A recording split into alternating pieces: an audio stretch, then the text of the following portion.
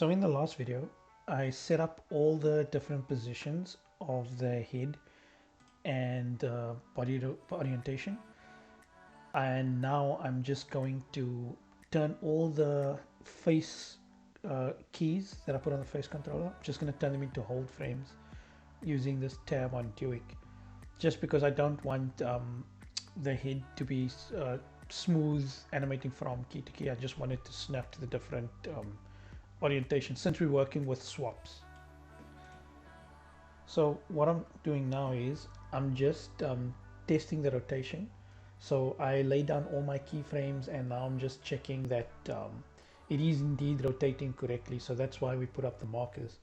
So now I can see is are all my arms swapping correctly, are my head swapping correctly, are my torso pieces swapping correctly. And once I can confirm it is, just moving back onto the legs because I only set up the front and quarter front. So now I'm going to set up the rest of the legs and make sure they are swapping like the arms are swapping.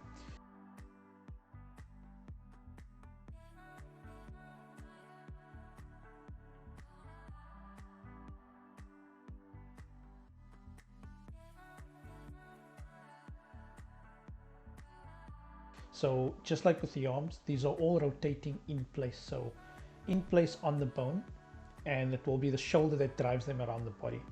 So again, just like the arms, just set up the different if statements to tell the layer to turn on and off when the body orientation controller reaches a certain point. So when it reaches the QF point, turn on the QF arm, and so on and so on.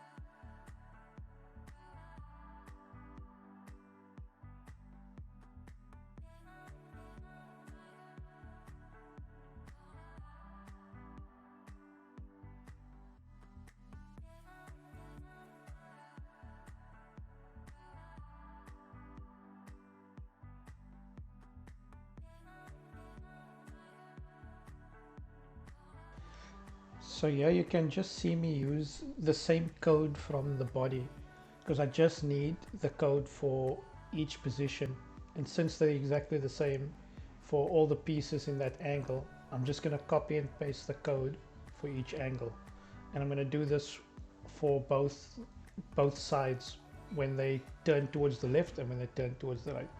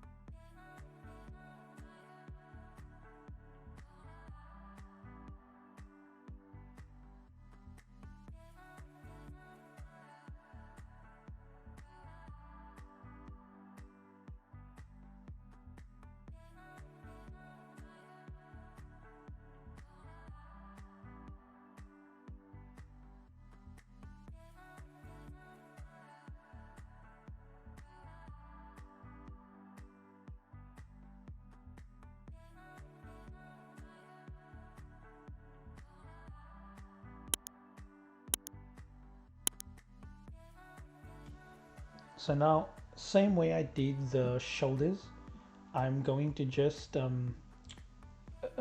reveal the thigh bones. So just the thigh right and thigh left. So I'm just going to make them visible so that I can key them, because the X position of these two bones are going to drive the rotation of the hips. So just going to place keys down same way I did with the shoulders, and then those will be rigged up with the controller as well.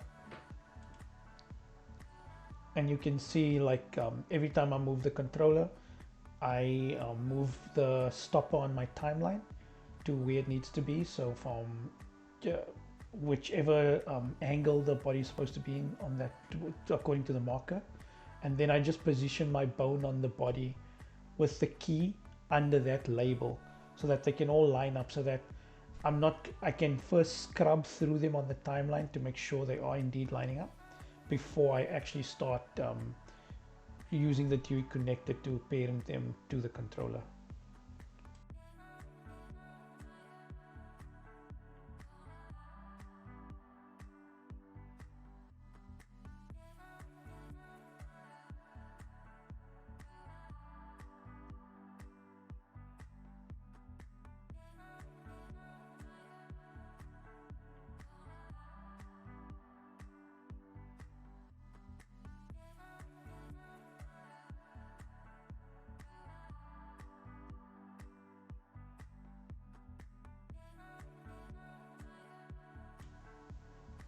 So you see me keying the feet controllers as well.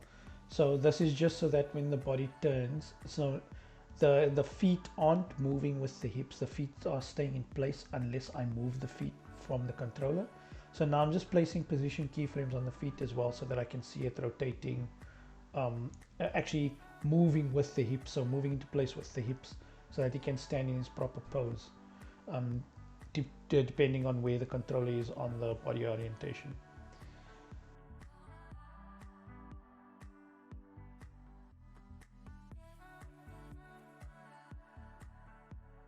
Remember, these controllers you can always move around in the effects control. So same like I placed them in the beginning, if you need the controller to be on a certain side, depending on which angle you're animating from, you can always go move it. It doesn't affect your animation.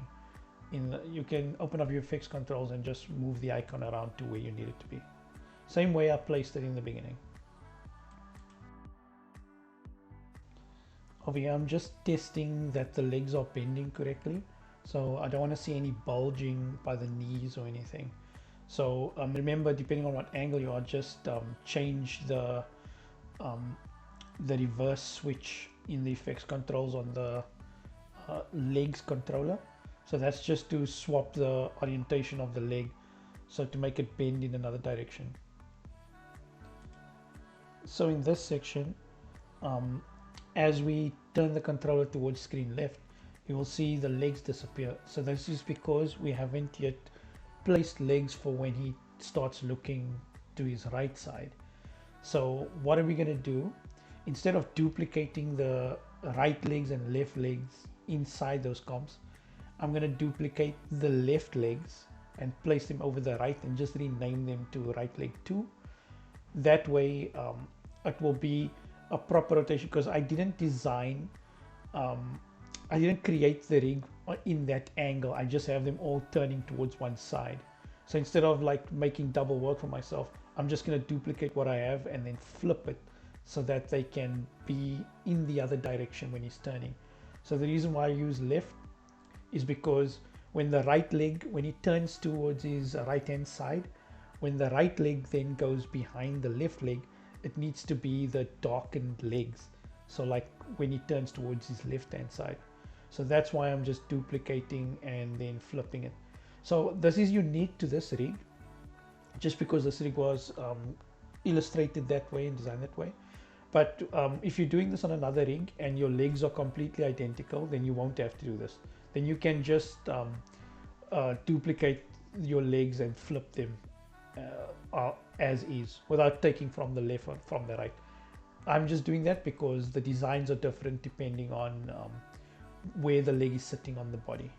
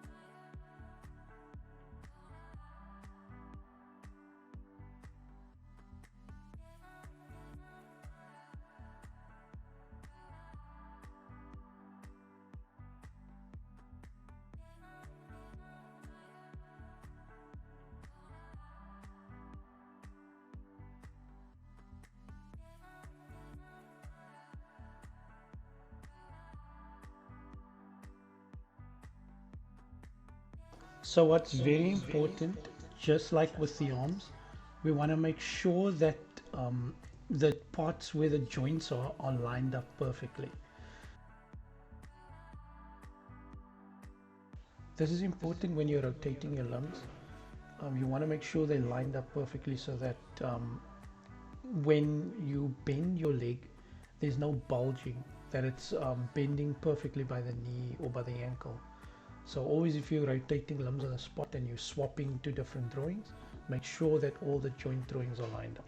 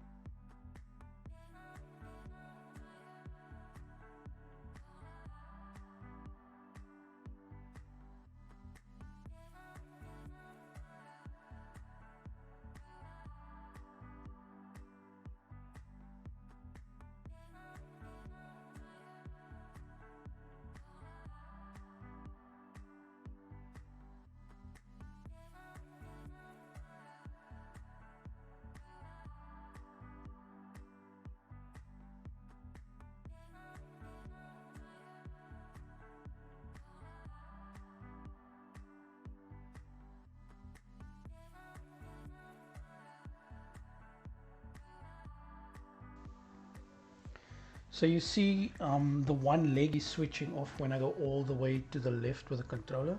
So that's just because the code I didn't, in the values, I didn't make it go all the way to the point where the controller stopped.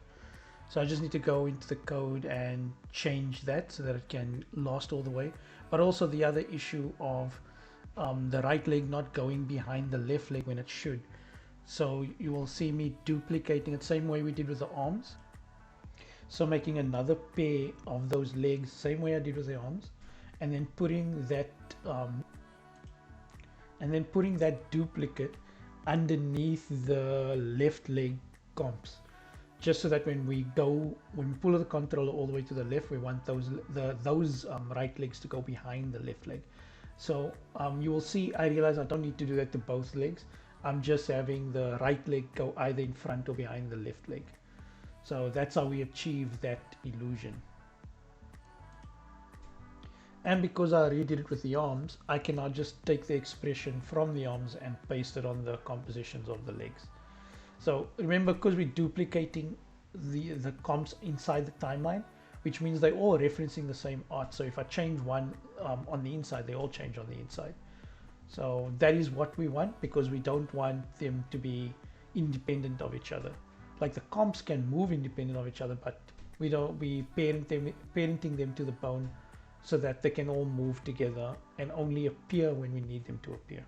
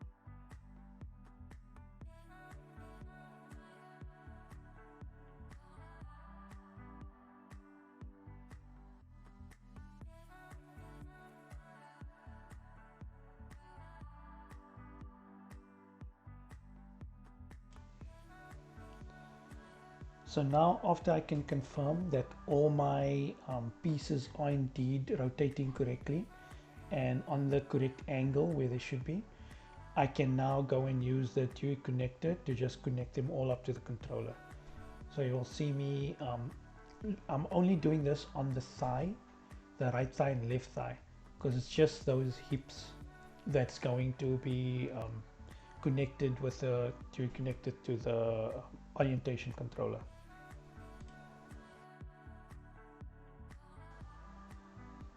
And you'll see, instead of me like using the connector again to connect the properties, I just grab the expression, copy and paste it onto the other thigh.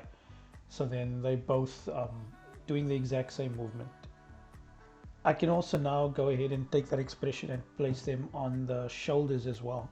So to get the shoulders rigged up to move with the hips, I can now take that expression, paste it on the shoulders, and then both my shoulders and hips are now rigged up to the controller.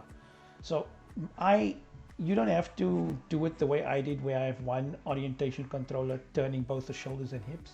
I've seen other people online split that up where they have one to rotate the hips and one to rotate the upper body. So you can go that way and make another UI, or just use like a simple slider on top of the controller. So you can place a slider expression on top of the controller and then call that hips maybe. And then you can control your hips independently from your upper body. But the method is exactly the same, is what I'm saying.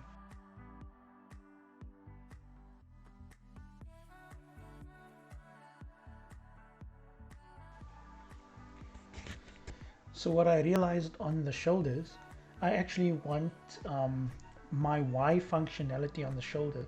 So what you'll see me do here is just separate the X and Y position and then just replace the code onto the X position, so that the X will still follow what the connector says, but the Y is still free for us to animate, so that I can still have him lift his shoulders when he's lifting his arm or shrugging or swinging, where we're going to have to be able to manipulate his shoulders. So I'm going to do this for both the left shoulder and right shoulder.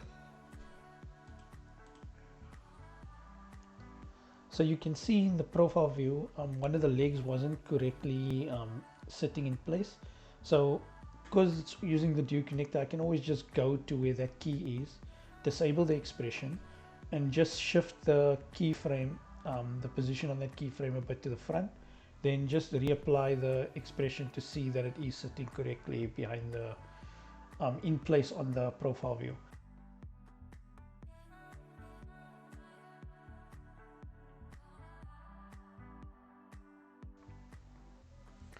So you see the one leg is switching off when I go all the way to the left with the controller. So that's just because the code I didn't, in the values, I didn't make it go all the way to the point where the controller stopped. So I just need to go into the code and change that so that it can last all the way.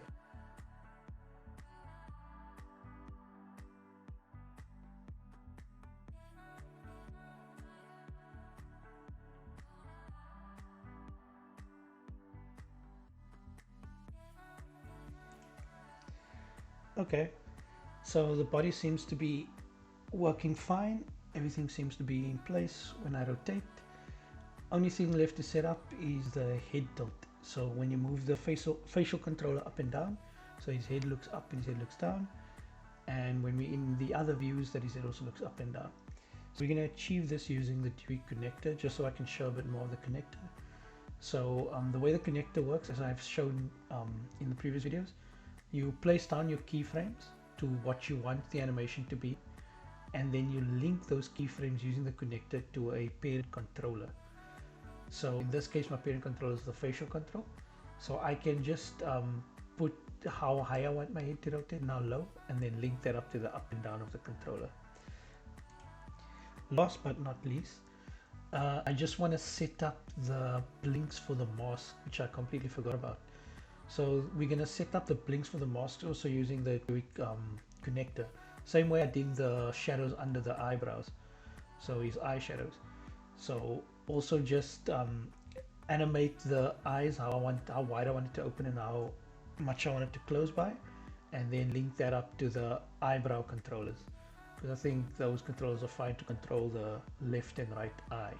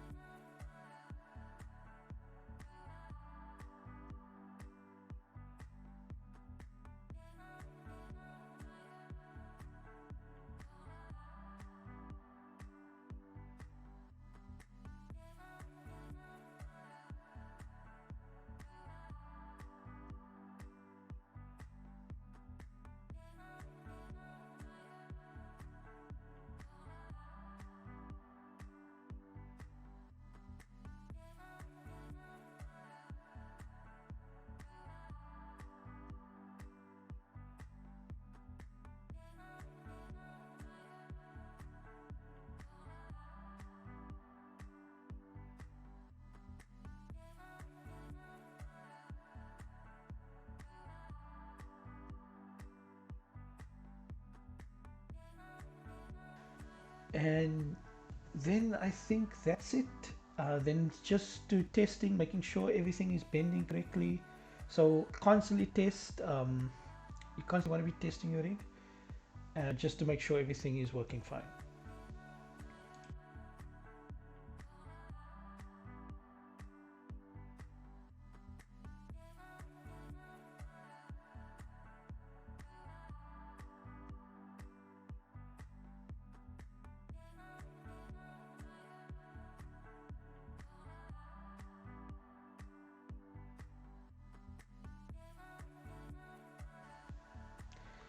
Oh, you will just see the head tilt with the quarter front and profile. I just put a null for where I want the head to rotate. So I just play around with the position of the null to get a nice rotation, because I don't want the neck piece of the head to rotate when the head rotates. So, and then that I'm gonna rig to the up and down of the controller. So I'll just go around on each angle and set up a null so that that null can drive the rotation of the head. Also just masking out any imperfections I find. So when you find any imperfections, you don't have to leave it like that. While you're rigging and you find imperfections, just adjust it. You can do this by masking out whatever imperfections if you can get away with using a mask, or just convert pieces into shape layers, and then you can adjust it as if it's a vector built inside of After Effects.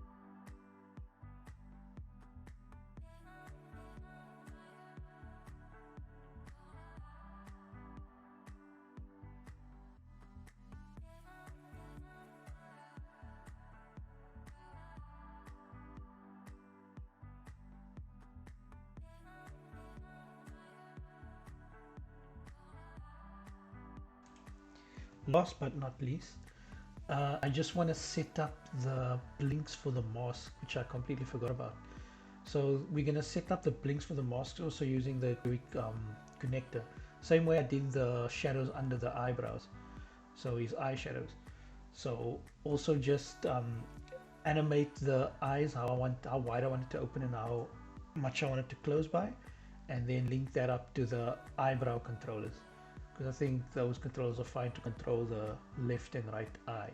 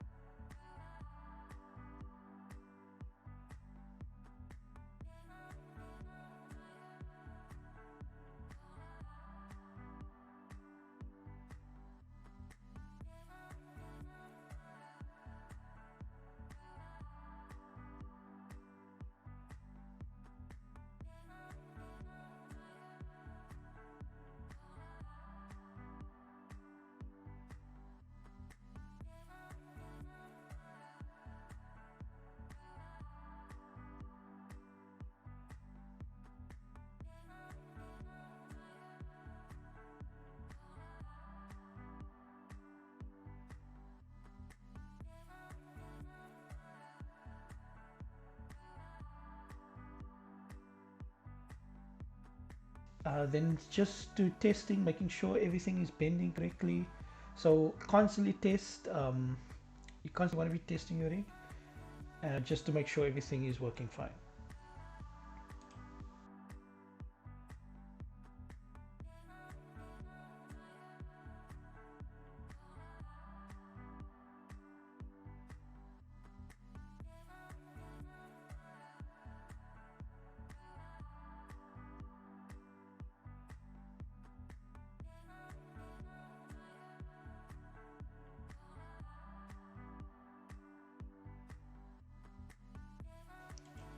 I just wanted to show a bit of the hands. So a part of the Illustrator files, I have another Illustrator file for hands. So these are all extra hands you can attach to the rig. So you can just bring them in and parent them to the hand bone. But you can see like how I designed the open hands, that you can manipulate the digits so you can bend the fingers and create more hand shapes from those hands.